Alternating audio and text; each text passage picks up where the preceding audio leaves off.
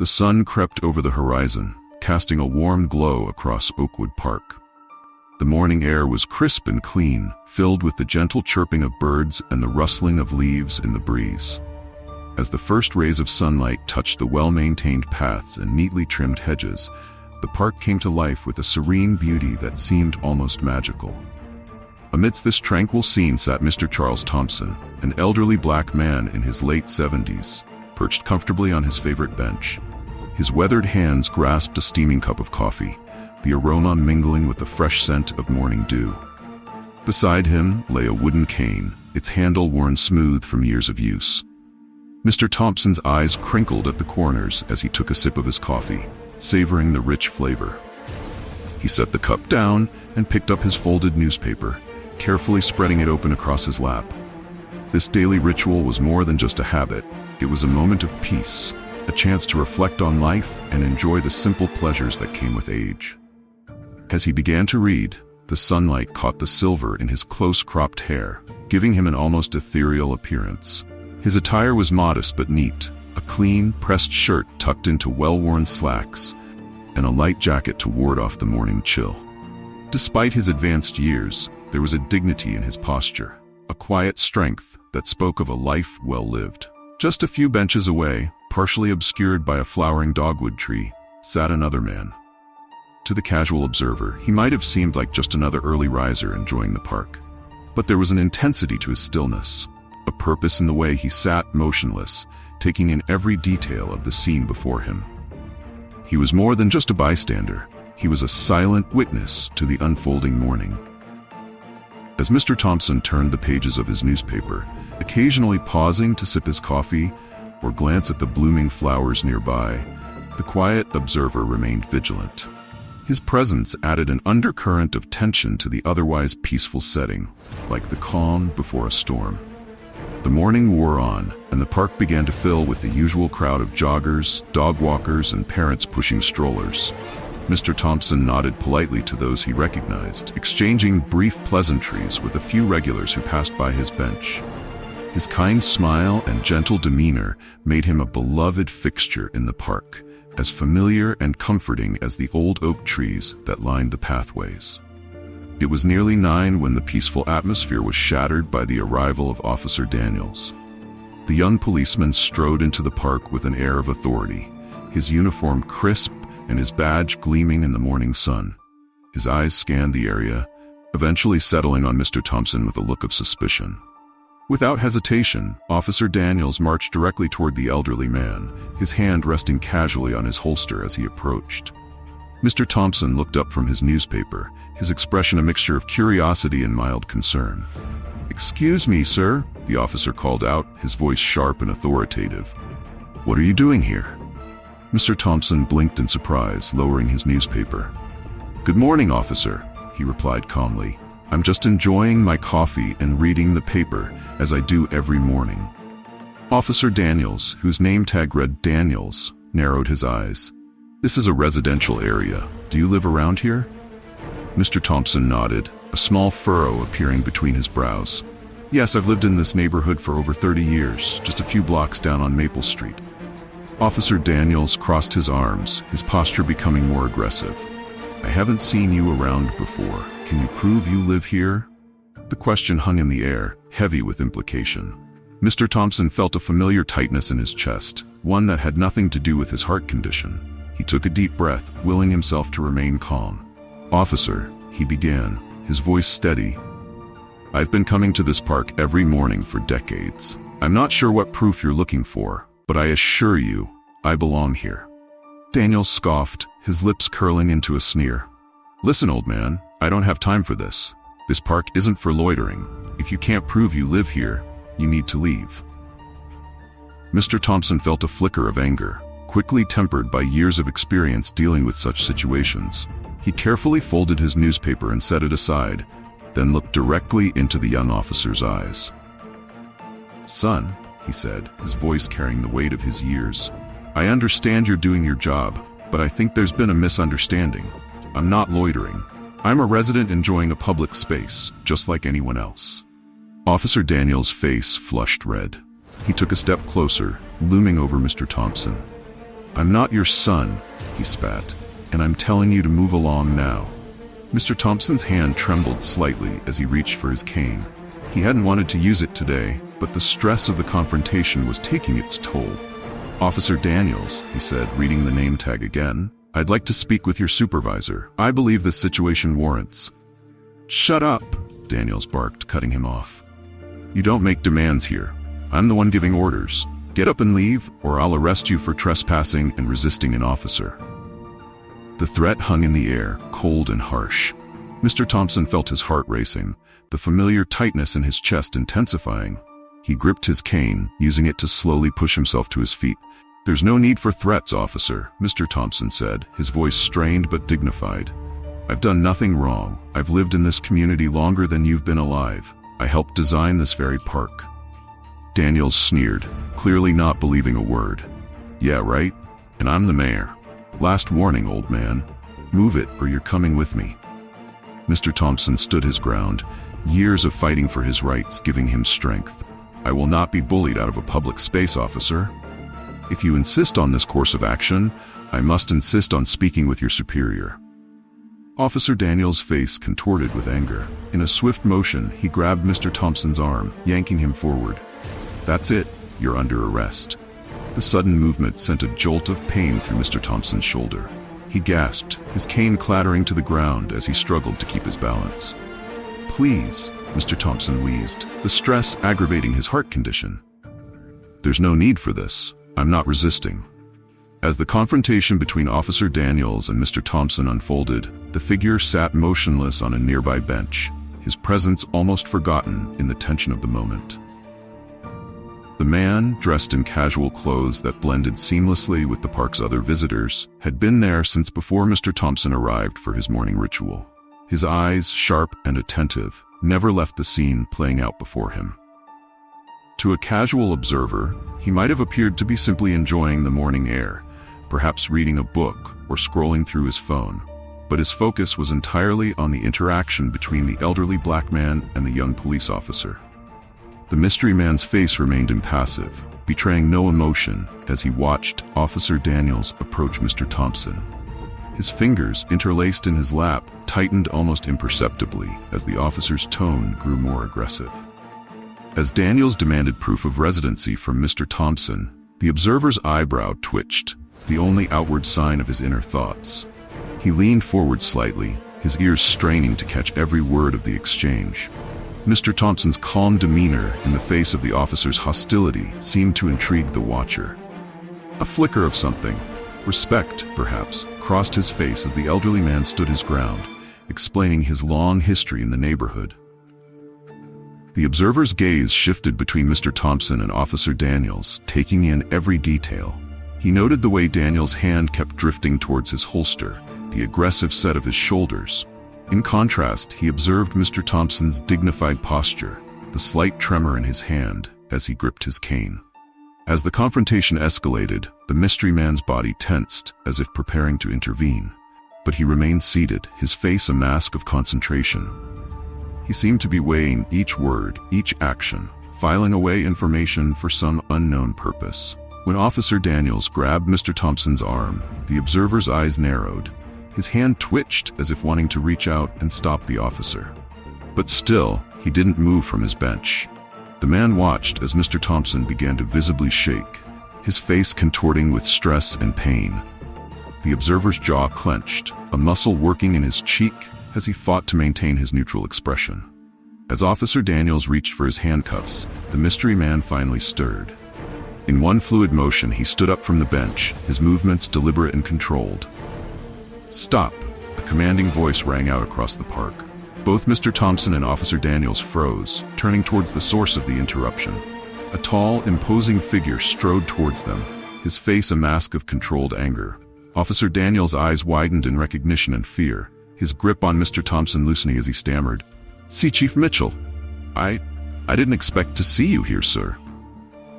Chief Raymond Mitchell, a black man in his late 50s with salt and pepper hair and a stern expression, came to a stop in front of them. His eyes flicked between the young officer and Mr. Thompson, taking in the scene with a practiced gaze. "Release him. Now," Chief Mitchell ordered, his voice leaving no room for argument. Officer Daniels immediately let go of Mr. Thompson, taking a step back. The elderly man swayed slightly, and Chief Mitchell quickly moved to support him. "Are you all right, Mr. Thompson?" the chief asked, his voice softening with concern. Mr. Thompson nodded, though his breathing was still labored. "I'll be fine, Raymond," he said, recognizing the chief. "Just give me a moment." Chief Mitchell turned to Officer Daniels, his expression hardened. "Explain yourself, officer. Why are you harassing a respected member of our community?" Daniels shifted uncomfortably, his earlier bravado evaporating under the chief's stern gaze. "I was investigating a potential loitering situation, sir. The suspect couldn't provide proof of residence and—" "Suspect?" Chief Mitchell interrupted, his voice sharp. "Mr. Charles Thompson is not a suspect. He's a pillar of this community, a man who has lived here for decades and contributed more to this neighborhood than you could imagine." Daniel's face paled as the magnitude of his mistake began to dawn on him. I didn't know, sir. He couldn't prove." "He shouldn't have to prove anything," Chief Mitchell cut in. "This is a public park, Officer Daniels. Mr. Thompson has every right to be here, as does any other citizen. Your job is to protect and serve, not to harass and intimidate." The chief's words hung in the air, heavy with disappointment and anger. Mr. Thompson, having caught his breath, spoke up. "Chief Mitchell," he said, his voice tired but firm, "I appreciate your intervention, but I have to ask, why were you here to witness this?" A small smile tugged at the corner of Chief Mitchell's mouth. "I've been walking the beat, so to speak, observing our officers in action, getting a feel for how they interact with the community. It seems I chose the right day to visit this park." He turned back to Officer Daniels, who looked like he wanted the ground to swallow him whole. "Report back to the station immediately. We'll discuss this incident and your future with the force in my office." As Daniels slunk away, Chief Mitchell gently guided Mr. Thompson back to his bench. "I'm so sorry you had to experience this, Mr. Thompson," he said sincerely. "This is exactly the kind of behavior I'm working to eliminate from our force." Mr. Thompson sighed, settling back onto the bench. "It's a familiar story, Raymond," he said. "One I had hoped wouldn't need telling anymore." Chief Mitchell nodded solemnly. "We've made progress, but clearly not enough. But I promise you, Mr. Thompson, this incident won't be swept under the rug. Officer Daniels will face consequences, and we'll use this as a teaching moment for the entire force." Mr. Thompson looked up at the chief, seeing not just the powerful law enforcement officer, but the young boy he'd known years ago. "You're doing good work, Raymond. Your father would be proud." A shadow of emotion passed over Chief Mitchell's face. "Thank you, Mr. Thompson. That means a lot coming from you." He paused, then asked, "Would you be willing to come down to the station later this week? I'd like you to share your experience with our officers. It could be a powerful lesson." Mr. Thompson considered for a moment, then nodded. "Yes, I think I can do that. It's important that they understand, that they see us as people, not just as—" He trailed off, gesturing vaguely. Chief Mitchell squeezed his shoulder gently. "Exactly. Your voice, your experience, it matters. It can make a difference." Thompson sat there, his breath slowly steadying, his mind drifted back through the years. The park that had just been the site of such a distressing confrontation faded away, replaced by vivid memories of a lifetime spent fighting for justice and building community. Charles Thompson had been born in 1940 in a small house just a few blocks from where Oakwood Park now stood. In those days, the neighborhood had been a patchwork of vacant lots and rundown buildings, a far cry from the well-manicured lawns and tidy homes that now lined the streets. Young Charles had grown up in the shadow of segregation, experiencing firsthand the sting of discrimination and the weight of unequal treatment. But rather than crush his spirit, these experiences had fueled a burning desire for change. As a teenager in the mid-1950s, Charles had attended his first civil rights meeting. The memory was still vivid in his mind. The church basement packed, the air thick with cigarette smoke and tension. Charles, just 15, squeezed into a seat at the back, his heart pounding with excitement and fear. At the front, a man with a booming voice was speaking. "We cannot wait for change to come to us," the speaker declared. "We must be the change we wish to see in our community." Charles felt something stir within him. He looked around at the faces in the crowd, determined, hopeful, afraid, and knew that he had found his purpose. From that moment on, Charles had thrown himself into the civil rights movement. He attended every meeting he could, soaking up knowledge and strategies. He participated in sit-ins at segregated lunch counters, his hands shaking, but his resolve firm as he endured taunts and threats from angry white patrons. One memory in particular stood out. It was a sweltering summer day in 1958. Charles, now 18, stood with a group of protesters outside City Hall. They were demanding equal access to public facilities, parks, swimming pools, libraries. Charles held a sign that read, "Separate is not equal." A police officer approached, his face twisted with disgust. "Clear out, boy," he growled, jabbing a finger at Charles's chest. "You people don't belong here." Charles felt a familiar surge of anger and fear, but he remembered the words of Dr. King preaching nonviolence and dignity in the face of hatred. He took a deep breath and met the officer's gaze. "Sir," he said, his voice steady, "we have every right to be here. We're citizens, just like you, and we're asking for nothing more than what's fair and just." The officer's face reddened, but something in Charles's calm demeanor gave him pause. After a tense moment, he stepped back, muttering under his breath as he walked away. Charles exhaled slowly, his heart racing. He had stood his ground, peacefully but firmly. It was a small victory, but an important one.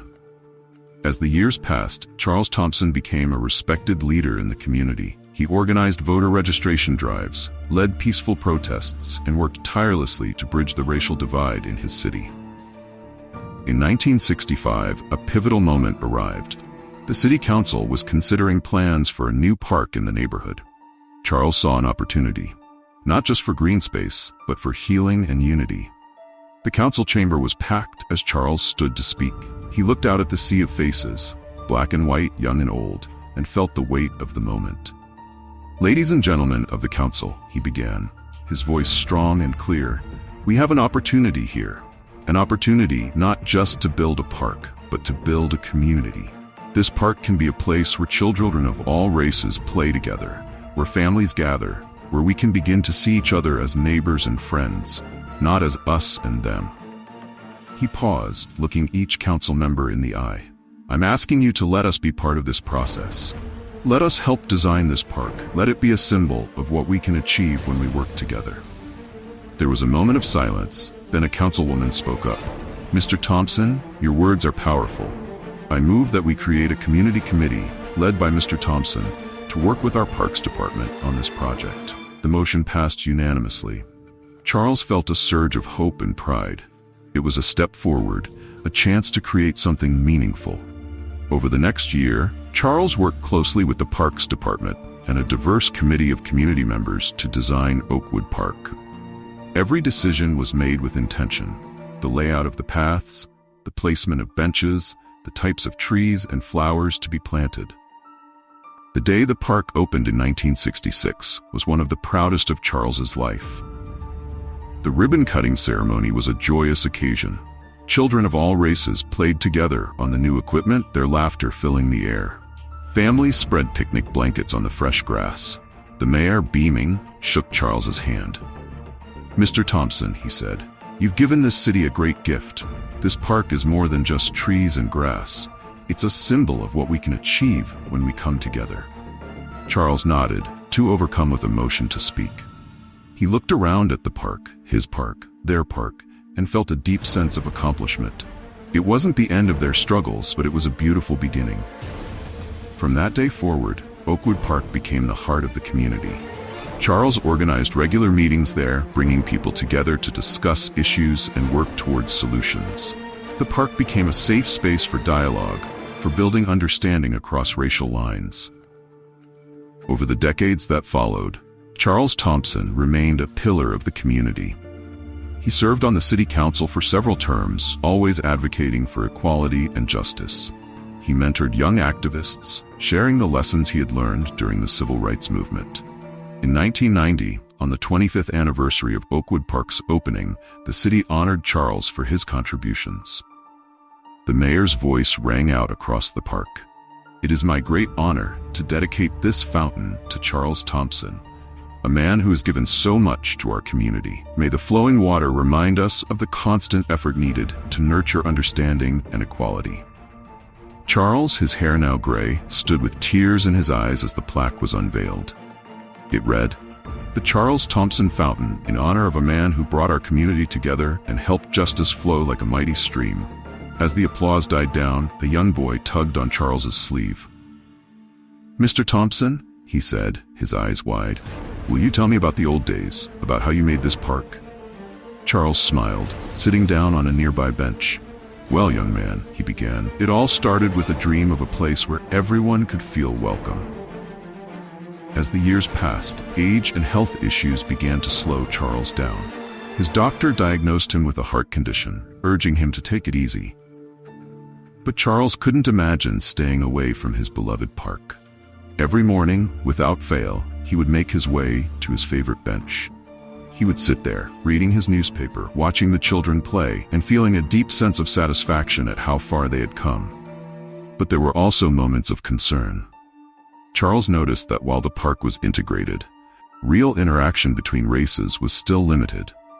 Children played together freely, but their parents often sat in separate groups, and there were whispers of increased police patrols that seemed to target young black men unfairly.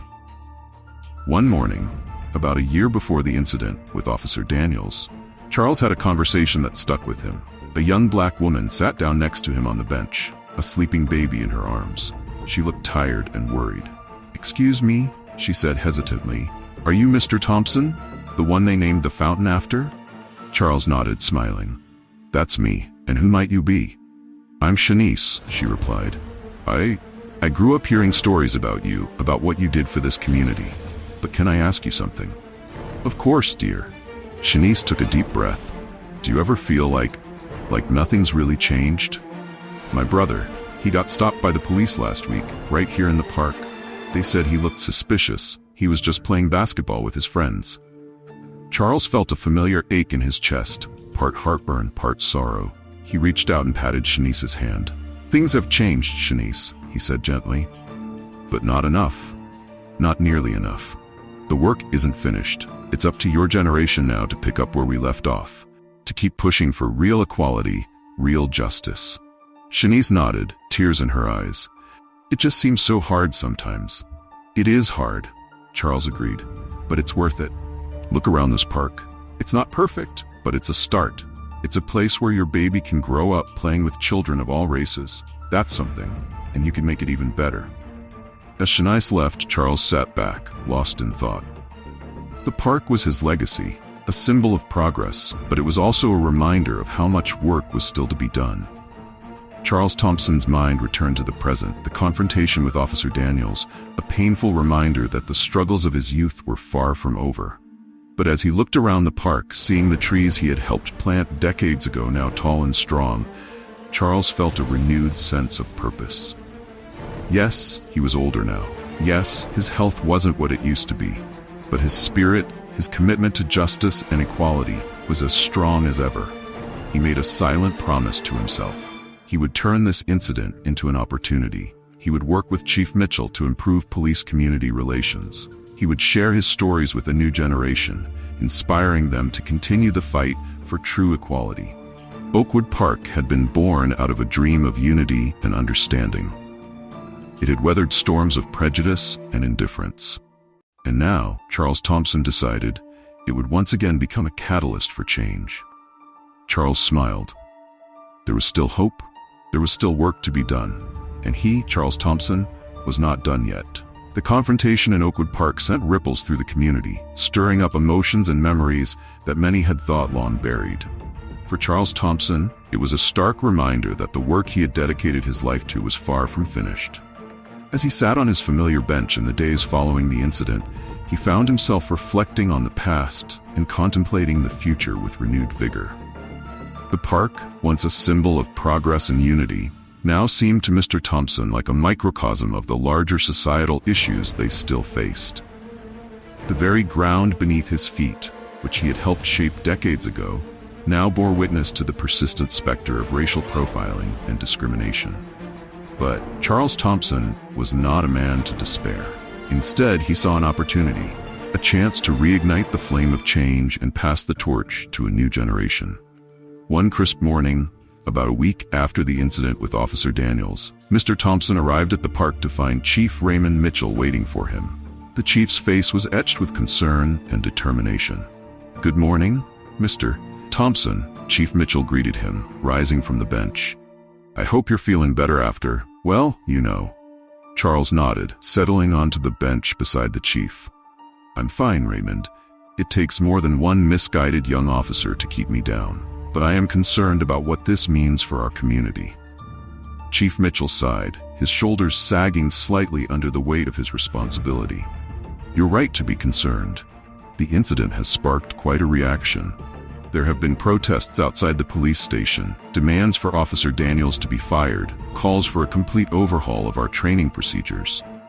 Mr. Thompson listened intently, his weathered hands clasped in his lap. "And how are you handling it all?"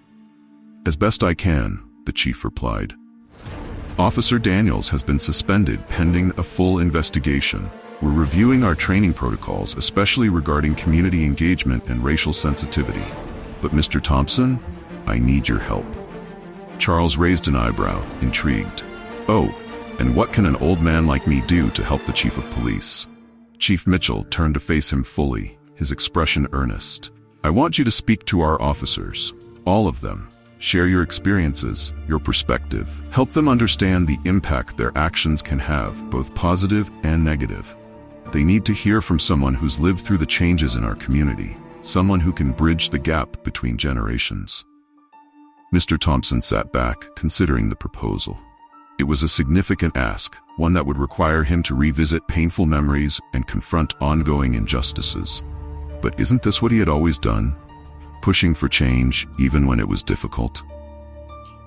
"All right, Raymond," he said finally. "I'll do it, but on one condition." "Name it," the chief replied without hesitation. "I want to bring some young people with me, the future leaders of our community. They need to be part of this conversation too." Chief Mitchell nodded, a small smile tugging at his lips. "I think that's an excellent idea, Mr. Thompson. In fact, I have a few suggestions for who we might invite." Over the next few weeks, Charles Thompson threw himself into preparation with an energy that belied his years. He reached out to community leaders, activists, and educators, assembling a diverse group of young people who were passionate about creating change. Among them was Shanice, the young mother he had spoken to in the park months earlier. Her brother Marcus, whose encounter with the police had sparked their conversation, also joined the group. There was Jamal, a high school student and budding activist, Maria, a college student studying criminal justice, and Tyler, a young white man who had grown up in the neighborhood and wanted to be part of the solution. Mr. Thompson met with them regularly, sometimes in the community center, sometimes right there in Oakwood Park. He shared stories from his past, the triumphs and the setbacks, the moments of hope and the times of despair. But more importantly, he listened to their experiences, their frustrations, and their dreams for the future. "You know," he said to them during one of their meetings, "when we were fighting for civil rights back in my day, we thought we were building a better world for you. And in many ways we did, but we didn't finish the job. Now it's up to you to carry that torch forward." Shanice, bouncing her now toddler on her knees, spoke up. "But Mr. Thompson, how can we make a difference when it feels like the system is stacked against us? When people like Officer Daniels can just harass us without consequences?" Charles leaned forward, his eyes bright with the fire that had driven him all these years. "By doing exactly what we're doing now, by speaking up, by educating, by refusing to accept the status quo. Change doesn't happen overnight, but it does happen. I've seen it. I've been part of it. And now you will be too."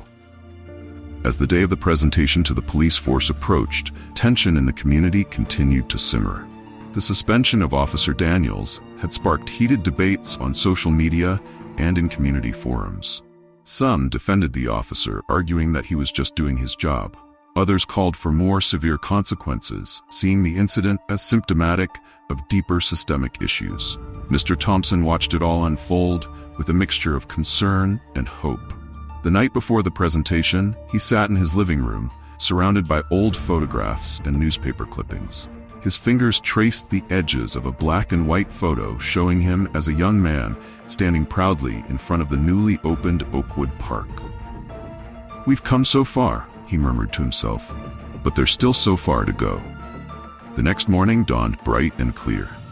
Mr. Thompson, dressed carefully in a crisp shirt and his best suit, the one he had worn to so many community meetings and city council sessions over the years. As he fastened his tie, he caught sight of himself in the mirror. The face that looked back at him was lined with age, but the eyes still sparkled with determination. He arrived at the police station to find his young team already waiting. They looked nervous but excited, each clutching notes and rehearsing their parts under their breath. Chief Mitchell greeted them warmly, ushering them into a large conference room. The room was packed with officers of all ranks. Some looked curious, others skeptical. A few even seemed resentful. Mr. Thompson took a deep breath, stepping up to the podium. The room fell silent. "Good morning," he began, his voice strong and clear. "My name is Charles Thompson. Some of you may know me as the man the fountain in Oakwood Park is named after. Others may know me as the old man who was recently harassed by one of your colleagues for simply existing in that same park." A ripple of discomfort went through the room. Mr. Thompson pressed on.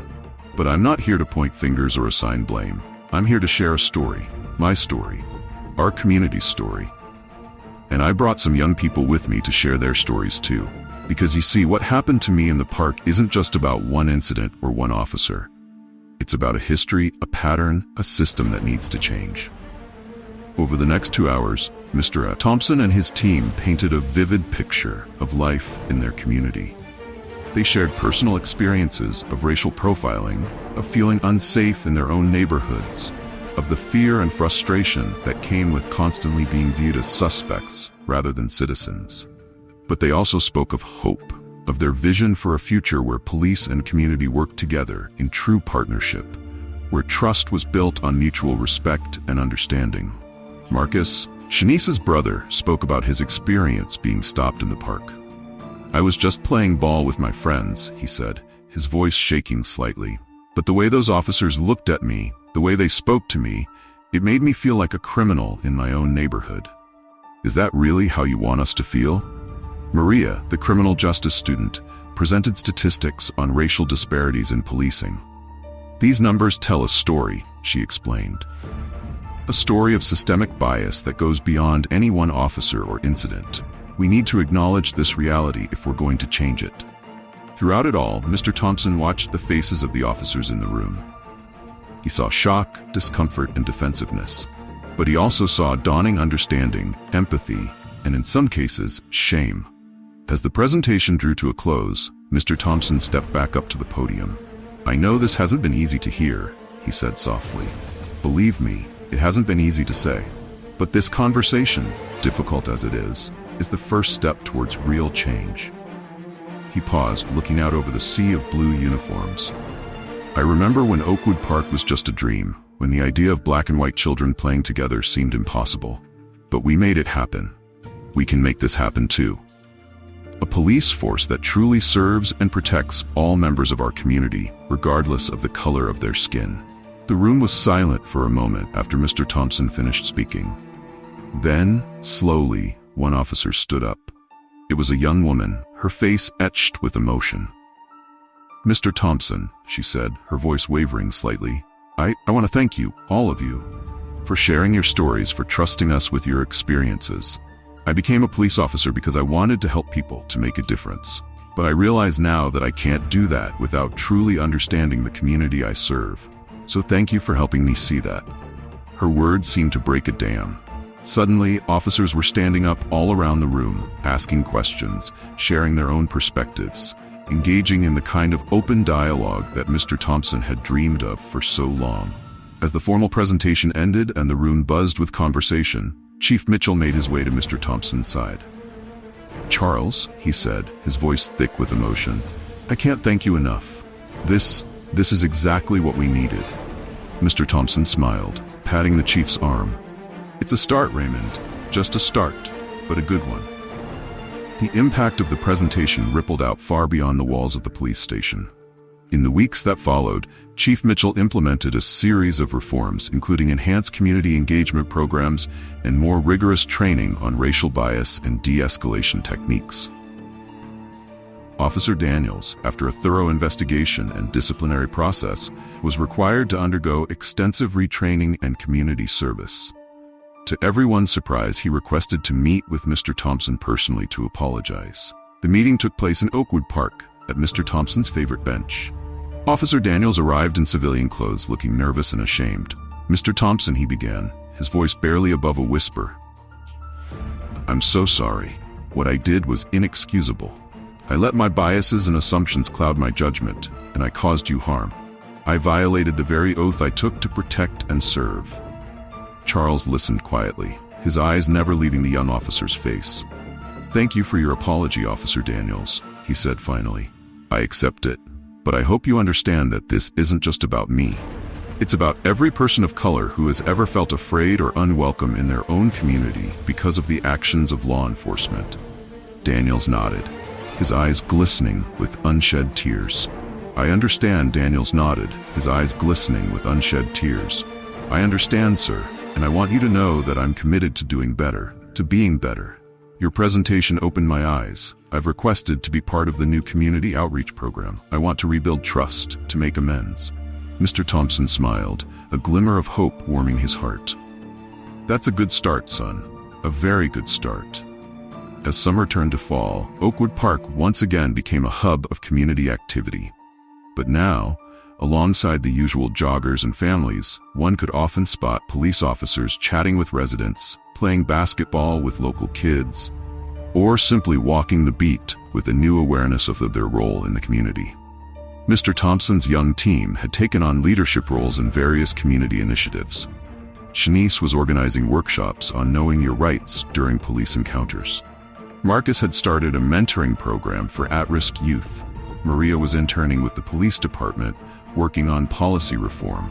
One crisp autumn morning, Mr. Thompson sat on his usual bench, sipping his coffee and watching the world go by. Chief Mitchell joined him, as he often did these days. "You know, Charles," the chief said, gesturing at the diverse group of people enjoying the park, "I think we're finally starting to see real change. It's not perfect, not by a long shot, but it's progress." Mr. Thompson nodded, a contented smile on his face. "It is, Raymond, and you know what it reminds me of? Something my father used to say. He'd tell me, 'Charles, change is like planting a tree. The best time to do it was 20 years ago. The second best time is now.'" He paused, his gaze drifting to the Thompson Fountain, where a group of children, black, white, and brown, were laughing and splashing in the water. "We planted some seeds 20 years ago, Raymond, and now we're planting some more. We may not live to see them grow into mighty oaks, but that's okay. The important thing is that we keep planting, keep nurturing, keep believing in the possibility of a better future." Chief Mitchell nodded, his eyes also on the playing children. "Wise words, Mr. Thompson. Wise words indeed." As the sun climbed higher in the sky, casting a warm glow over Oakwood Park, Charles Thompson felt a deep sense of peace settle over him. He had lived a long life, seen more changes than he could have ever imagined. There was still work to be done, still challenges to face. But he knew now, with absolute certainty, that the future was in good hands. The seeds he had planted, of hope, of community, of understanding, would continue to grow long after he was gone. And in that knowledge, Charles Thompson found peace. Weeks turned into months, and the impact of the changes in Millbrook continued to ripple outward. Word of the innovative community policing program spread, and soon, delegations from other cities were visiting to learn from their example. One day, as Mr. Thompson was tending to the flower beds near his bench, a task he insisted on doing despite his age, he was approached by a young woman he didn't recognize. "Excuse me," she said, a hint of nervousness in her voice. "Are you Mr. Charles Thompson?" Charles straightened up slowly, leaning on his cane. "I am indeed, young lady. And who might you be?" "I'm Sarah Johnson," she replied, extending her hand. "I'm a reporter for the National Times. I was hoping I could talk to you about the changes here in Millbrook. Your story is inspiring people all over the country." Mr. Thompson chuckled softly. "Well, now, I'm just an old man who likes to sit in the park. But if you think my ramblings might help someone, I'd be happy to talk." They settled on his bench, and Sarah began to ask questions about the history of Oakwood Park, the recent confrontation with Officer Daniels, and the community's response. As they talked, Mr. Thompson noticed a group of teenagers nearby, eyeing them curiously. He recognized Jake, the young man who had once been hostile to the idea of integrated spaces, but had since become one of the park's most dedicated volunteers. "Jake," Mr. Thompson called out, "why don't you and your friends come join us? Miss Johnson here might like to hear your perspective too." The teens hesitated for a moment, then ambled over. Jake spoke up first, his voice carrying a newfound confidence. "Mr. Thompson here, he changed my life," he said to Sarah. I used to think a lot of stupid things, but he showed me what community really means." Sarah's eyes lit up with interest, and soon she was interviewing the teens as well. As the afternoon wore on, more people joined the impromptu gathering. Shanice arrived with her toddler. Officer Daniels, now off duty, stopped by on his community walk. Even Chief Mitchell made an appearance. What had started as a simple interview had turned into a vibrant discussion about community, change, and hope for the future. As the sun began to set, casting long shadows across Oakwood Park, Sarah turned to Mr. Thompson, her eyes shining with emotion. "Mr. Thompson," she said, "I came here expecting to write a story about racial tensions and police reform, but what I've found, it's so much more than that. This is a story about the power of community, about what's possible when people come together across divides." Charles nodded, a gentle smile on his face. "That's always been the real story of Oakwood Park, Miss Johnson. It's not about the struggles, though we've had plenty. It's about the connections we forge, the understanding we build, the hope we nurture." He looked around at the diverse group that had gathered, young and old, black and white, civilians and police officers, all chatting amicably as the day drew to a close. "You see," he continued, his voice soft but full of conviction, "change doesn't come from grand gestures or sweeping reforms alone. It comes from moments like this. From people choosing, day after day, to see the humanity in one another, to listen, to understand, to grow together."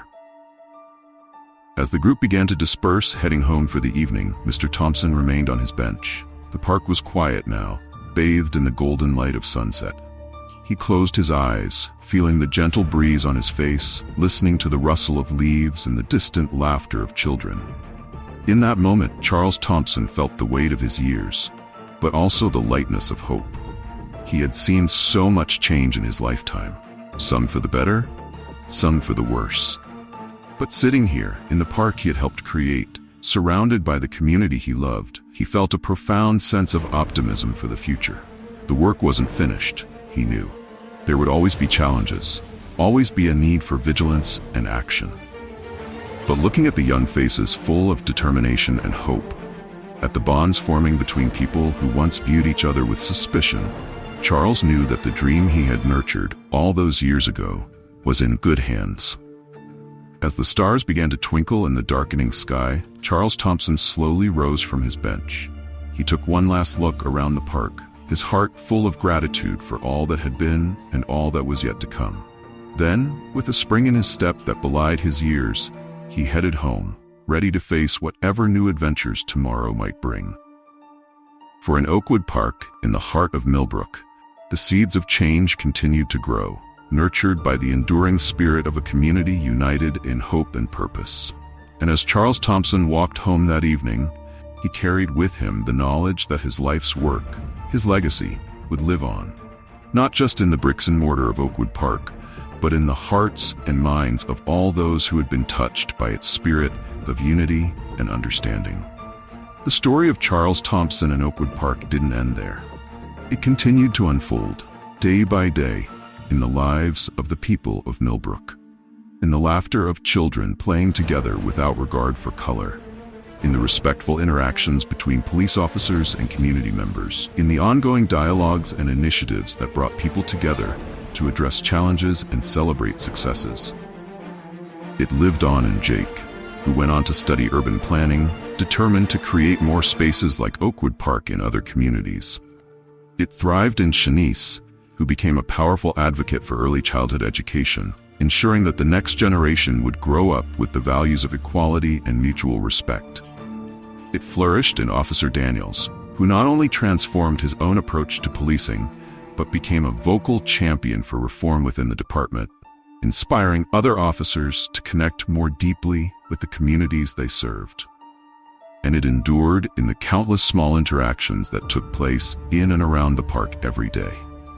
The shared smiles between strangers, the helping hands extended across racial and generational lines, the difficult but necessary conversations that led to greater understanding. Charles Thompson's vision of a truly integrated, caring community wasn't a destination to be reached, but an ongoing journey. It was a journey that required constant effort, unwavering commitment, and an enduring belief in the fundamental goodness of people. As the years passed, Oakwood Park remained a beacon of hope, a living testament to what could be achieved when people came together with open hearts and minds. It stood as a reminder that change, while often slow and challenging, was always possible.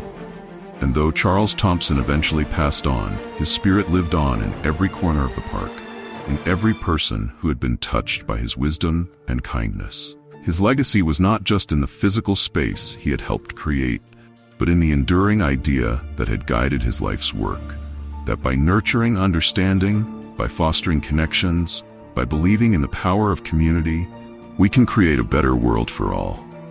In the end, the story of Charles Thompson and Oakwood Park was more than just a tale of one man or one community. It was a testament to the enduring power of hope, the transformative potential of understanding, and the unbreakable strength of a community united in purpose and love.